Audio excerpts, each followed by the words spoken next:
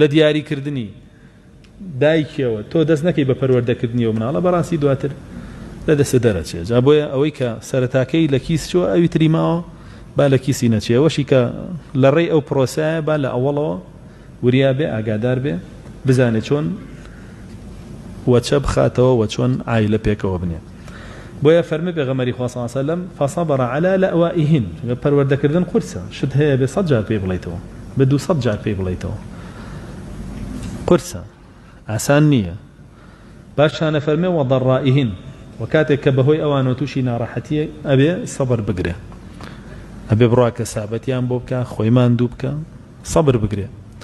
باشانە فەرمێ وسەڕائهن سەبر بگرێ لەسەر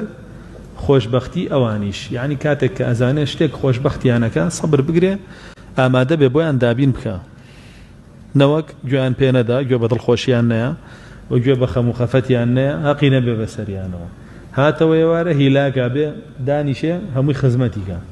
ئیتر بۆی نییە کەس بێتە بەردەمی بڵێ باوکە و کێشەیەمەیە کورە باوکە ئەو شتەم پێویستە نە کەس قسە نەگا تاوە هەمووی دانیشێ و خزمەتیە بکە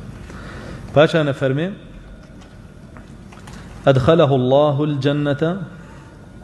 بفضله ورحمته إياهن خوي برقاري خاطة بهشتو بفضلي خوي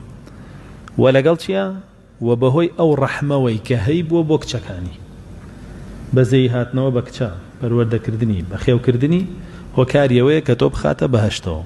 أجر كشي خود بي بتايبتي كابرا أقل مجلسك يا فرمي قال يا رسول الله وإثنان اگر دوانیش بن پیغمبر صلی الله علیه و فرمی و اثنان اگر دوانیش بن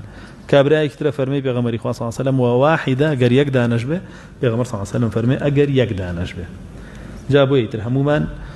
یا دانه یا دوانی اسیان من هي اگاداری بین هول بدین بهشتی پی بدز بهینین نک جهنم چونکه پیچوانی فرمودکه اگر مفهومی مخالفه فرمودکه ور بگری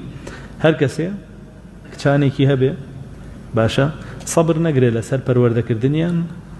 لەسەر بەخێوکردنیان و هەوڵ نەدا دڵخۆشیان کە و هەوڵ نەدا خەمیان بڕەوێنێتەوە هیچ گوێیەکیان پێ نەیە ئەوە ناچێتە باشتەوە حەدیثەکە ناچێتە باشتەوە ئەگەر دوان بن ئەگەر دانەیەکیش بن جا بۆیە زۆر زۆر خەتەرە چونکە کە تۆ ئافرەتێک بەبێت تەربێت ئەخەیتە ناو کۆمەڵگاوە احتیمالە لە مستەقبەلە